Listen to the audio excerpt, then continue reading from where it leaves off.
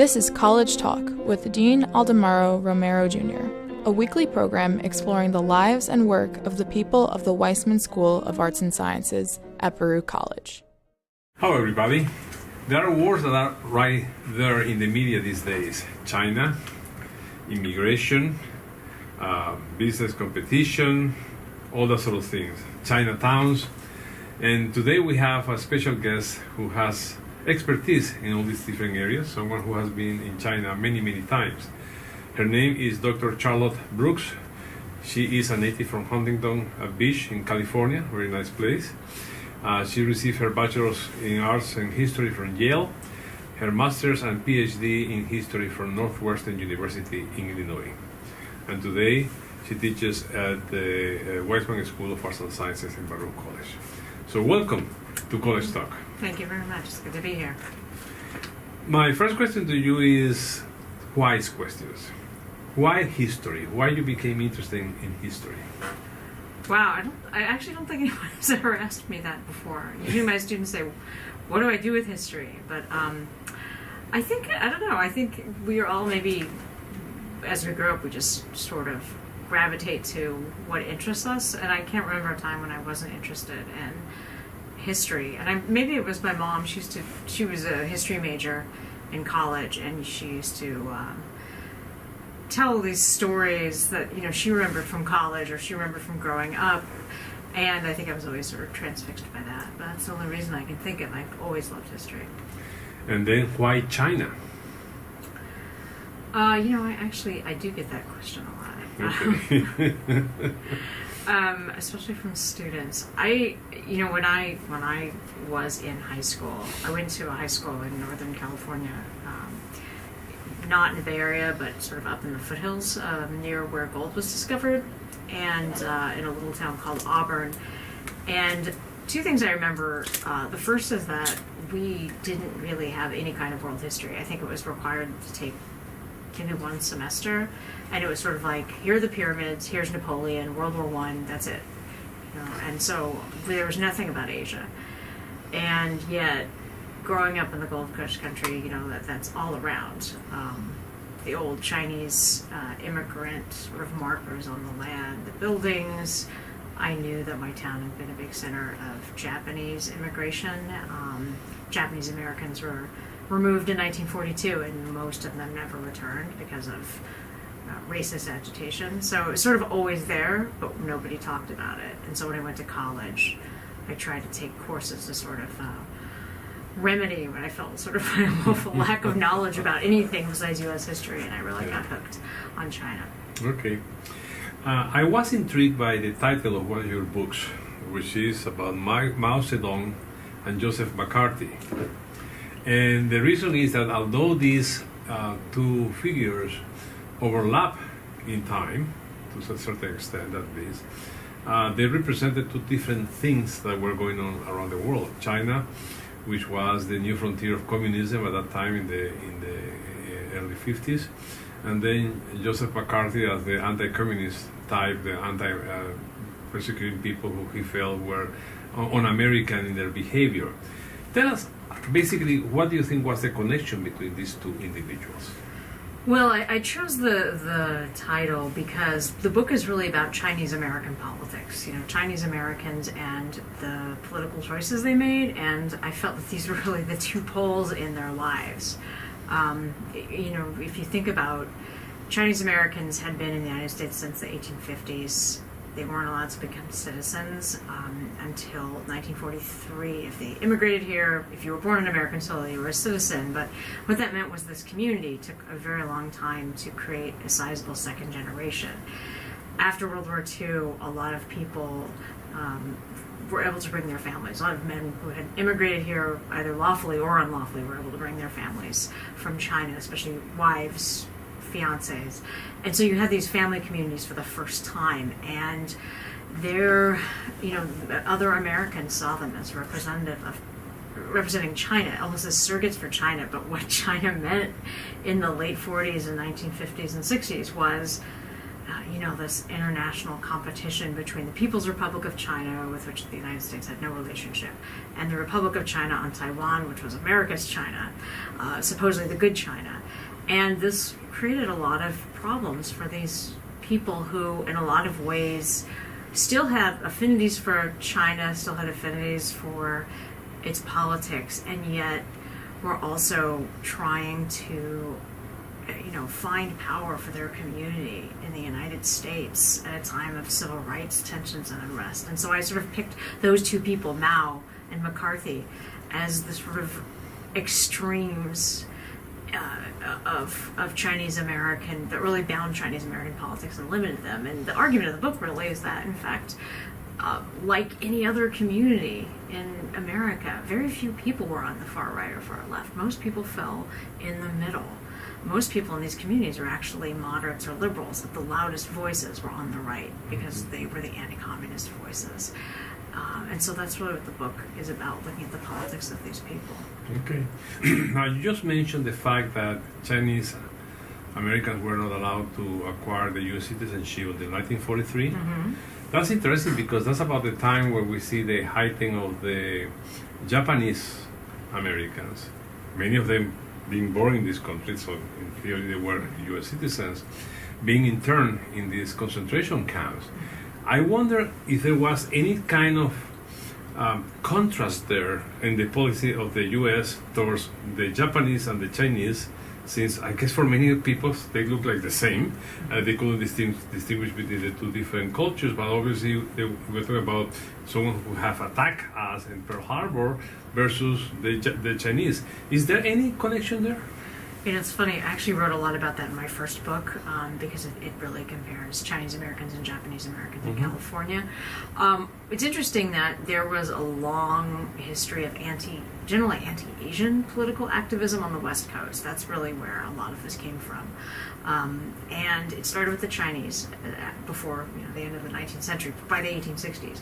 When Japanese started immigrating in large numbers after the turn of the century, then the focus really moved to them because there was a law passed in 1882 called the Chinese Exclusion Act that prohibited Chinese laborers from immigrating and from becoming citizens. No Chinese who was an alien could become an American citizen.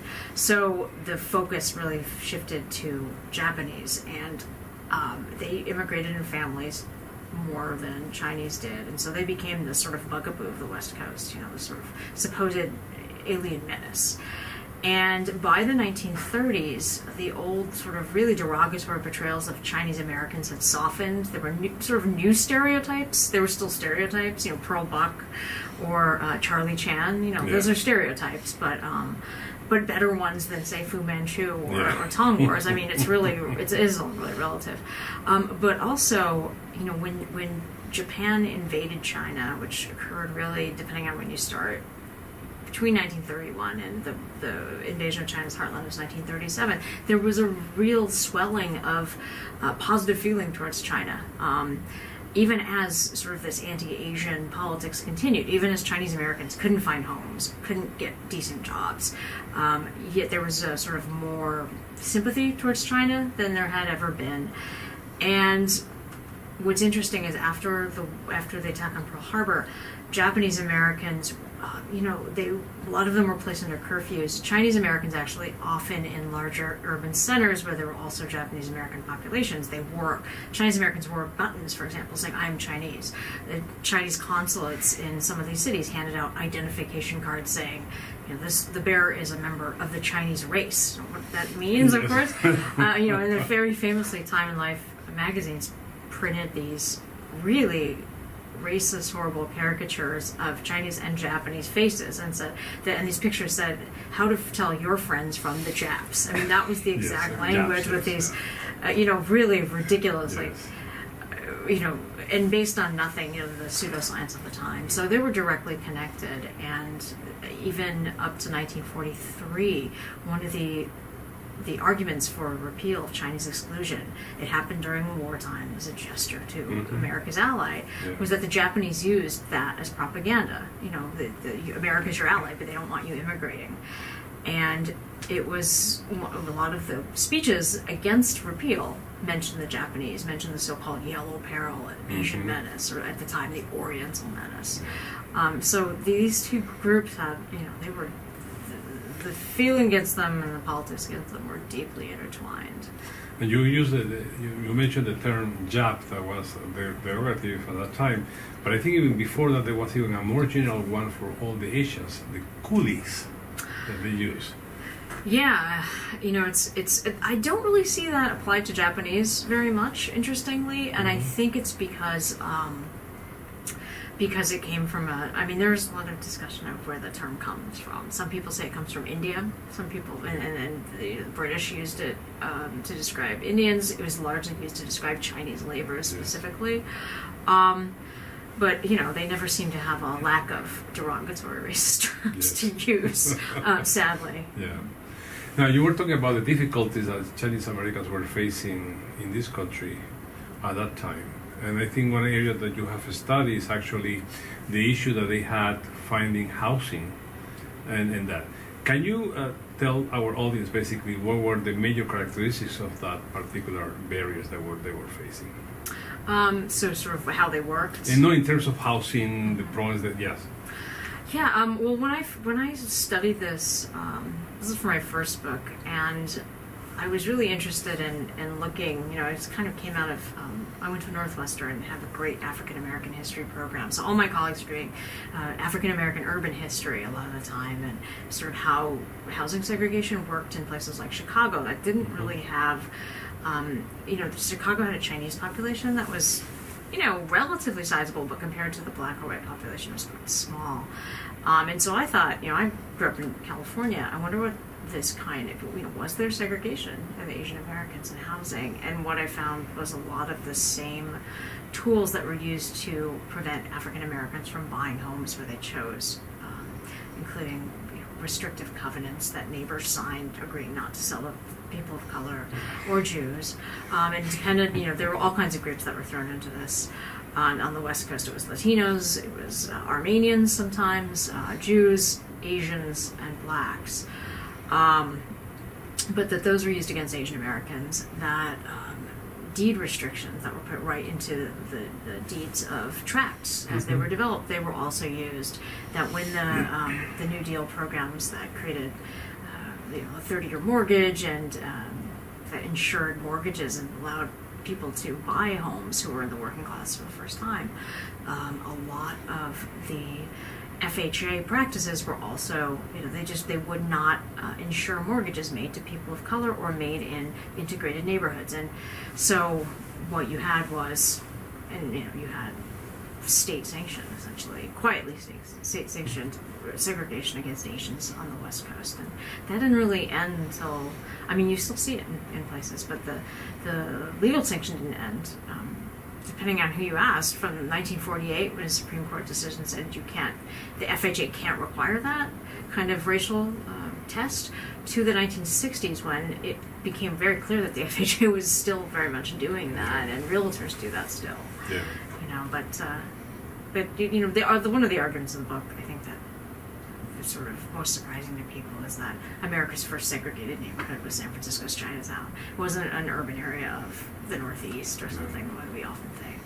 And that's the largest Chinatown outside China in the world. Yeah, it's the largest Chinese, ethnic Chinese community at that time. Not now, but at that time, yeah. Okay. Now, another thing I was interested in knowing is we see the political evolution in China first after Second World War. This is still under Chiang Kai-shek regime. Then Mao Zedong and his allies pushed them out, and basically they had to stay in Formosa. So suddenly now China is the next enemy. It's the big tiger that we have to contend with. Tell us about how the Chinese American play into the American politics, given that new situation of the Red China, so to speak. Yeah, it's complicated, and one of the things I found, I decided to do a local study, and I did a study of New York and San Francisco because they were the two largest Chinese American communities in the United States in the 1950s, and I found that local politics really made a difference. So in New York, where we had very much machine politics that worked in a particular way that was not particularly open, one of the things that happened is that Chinese Americans were largely shut out of local politics, and this helped empower right-wing adherents to the Kuomintang, which is the Chinese Nationalist Party. There were also, locally there was also a larger group of unlawfully entered Chinese in New York. That was one part of the community that, Chinese immigration supposedly ends in 1882, but unlawful immigration continues. Seamen jump ship, people come in over the borders from Mexico and Canada, and especially what was common was that people who had the right to be in the United States, whether merchants or American citizens, would go to China to get married because there was a sort of a sex imbalance in these communities. And they would come back and claim that when they had been in China, their wife had a son. And they were able later to sell that slot that they had created, what we now call a paper son, to somebody who wanted to bring their son or nephew or whatever in. And there was a huge population of these paper sons in the United States who had one name but were really, from another family. They had a very, very tenuous existence in a lot of ways. They try to avoid contact with the government in any way. So you have a lot more of those in New York. I think I did a sort of, from what I could tell from looking at the census and reading between the lines, I'd say maybe 2/3 of the population of New York in 1940 to 50 was made up of paper sons. San Francisco was a lot different. That was the community that was much more established. Merchants stayed there. They had kids there. Their kids were American citizens. The kids had a lot more confidence in their citizenship status. They weren't pretending to be somebody else. And so we also forget, California at that time was very politically contested. It was very heavily Republican, but it was starting to change. So you had two political parties in San Francisco, unlike in New York, who were basically trying to find, especially the Democrats, were basically trying to find anybody for new votes who would be able to challenge Republican dominance. And so what you have in San Francisco, you have politically much more confident people who are being wooed by the Democratic Party, and they become part of the progressive politics of the Bay Area in the 50s and 60s that, we forget some of these names today, but they were instrumental in the rise of a guy named Phil Burton, who was very powerful in Congress, and whose successor, after his wife, after he died in the early 80s, his wife succeeded him, and now that seat is held by Nancy Pelosi. So the Chinese Americans were instrumental in the rise of California progressive politics that's based in the Bay Area, whereas you don't have that in New York. And the suppression by the right-wing Kuomintang of political activism in Chinatown in New York and Chinese American communities, you can even see the impact of that today. You think about the number of Chinese Americans who have served in Congress from New York. It's one person. She was elected, a few years ago. I don't know if there's. I don't even know if there's currently a Chinese American serving in the state legislature. Only 2, I think, of 51 council members are of Chinese ancestry, but the population of the city is 12%, and that's extraordinary compared to the West Coast. Absolutely extraordinary difference, and it has deep roots. Now, you have made a clear differentiation of what happened with the Chinese in San Francisco versus the one in New York. But I was wondering, were there also clear difference between the Chinese in New York City and the Chinese in Chicago, which you also have studied? Yeah, I've actually worked more on Japanese Americans in Chicago, or Japanese Americans in Chicago. But one of the interesting things that others have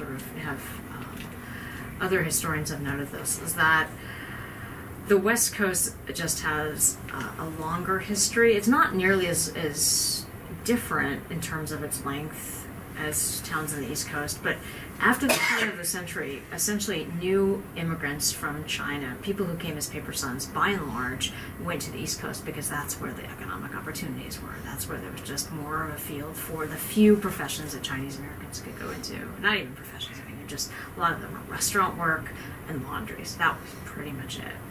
And so I wouldn't be surprised if somebody did a more close study of politics in Chicago's Chinatown, for example, if they found that it looked a lot like New York, because the population had a lot of similarities. A political machine, very entrenched, one-party domination, and a heavy concentration, sort of domination of Chinese-born people without the security of lawful status, which is a big issue.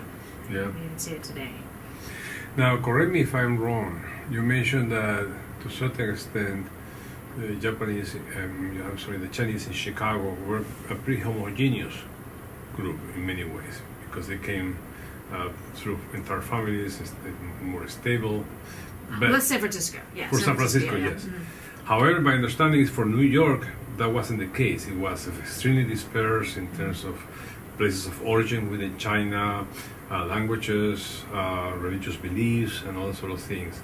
Is that the same situation in Chicago, where you find a much more heterogeneous Chinese population than in San Francisco, for example?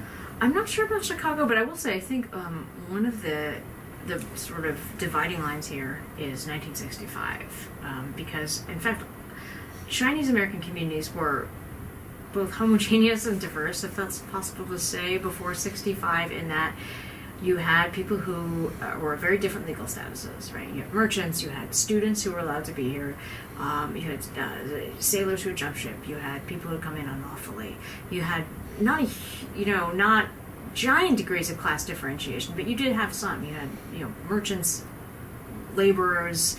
In some of these communities, you had government officials. But almost all of them, like 95% of the Chinese in the United States before 1965, came from a small area of the Pearl River Delta in the province of Guangdong in South China. After 1965, you start to see immigration from, other parts of China. I mean, really, the PRC only starts to send immigrants in the 80s, but you start to see immigrants from Taiwan, people who had escaped from the mainland coming through Hong Kong, not necessarily from Guangdong province. So that's when the communities get really much different. And so in New York, you have today a huge Fujianese community. But that would not have been the case before 65. The language was Cantonese or some dialect of that. Now it's I walk around in New York's Chinatown, I hear a ton of dialects, and I understand Northern dialect, the sort of standard Chinese, as it's often called. But there's so much diversity there now. It's really interesting. Yeah, well, maybe that's something important for our audience to understand, that when we talk about Chinese, basically we were talking about Mandarin.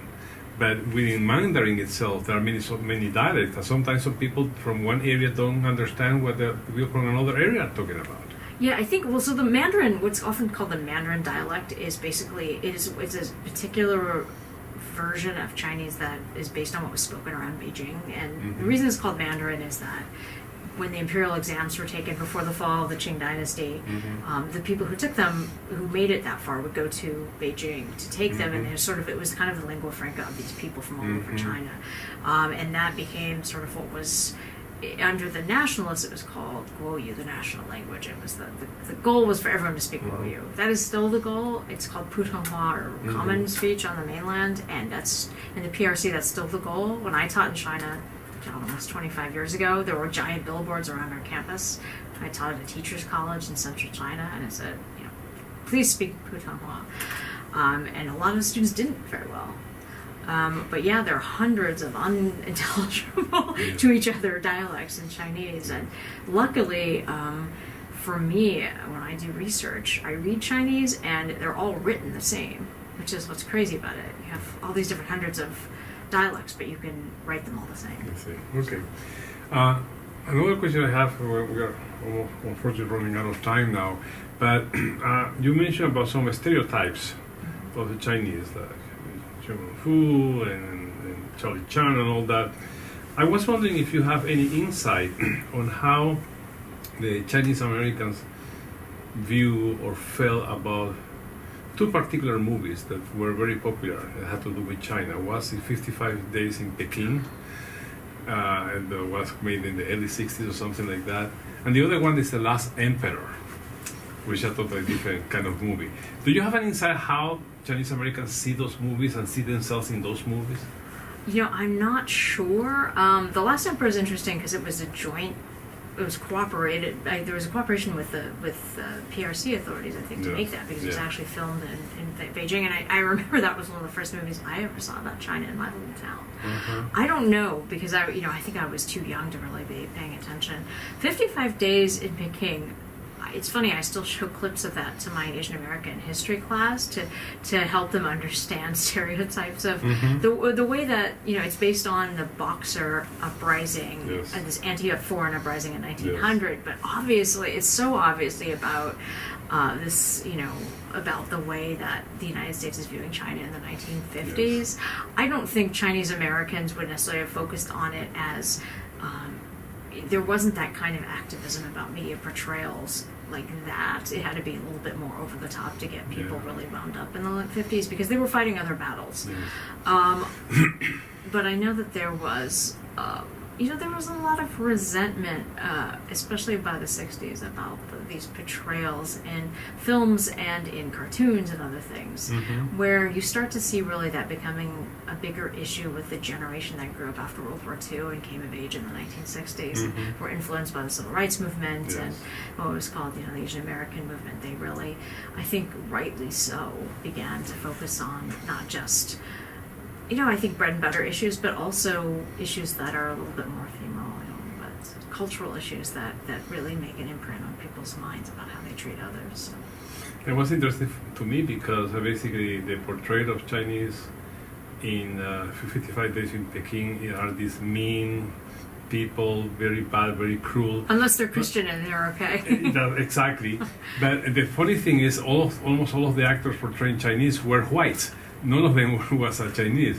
While in The Last Emperor, the bad people are the Japanese, which I guess it fit with the basic philosophy of today's China government, saying the Japanese did all this to us, and they still have to apologize really about what happened here, especially the Nanjing rape and all that sort of things. Yeah, that is, it's kind of interesting, a sort of reflection of how the People's Republic of China, having sort of abandoned revolution and as a sort of guiding light of the party, is now sort of focusing on its image of we saved China from Western and Japanese imperialism.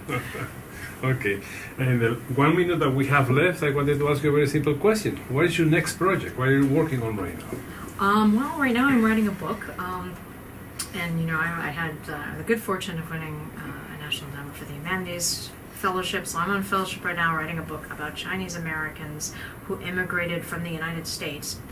They were born in America with American citizenship, but because of the kind of discrimination they faced in every area before World War II, they didn't have economic opportunities, and if they were the children of merchants, which they almost all were, they really faced downward social and economic motion in America. So they immigrated to China to try to take advantage of their bilingual, abilities and their advanced education. And then after World War II, they all returned, and it's such a tragic story. I really wish that it was more uplifting, but a lot of them come back, and there's no place for them here either. So. Okay.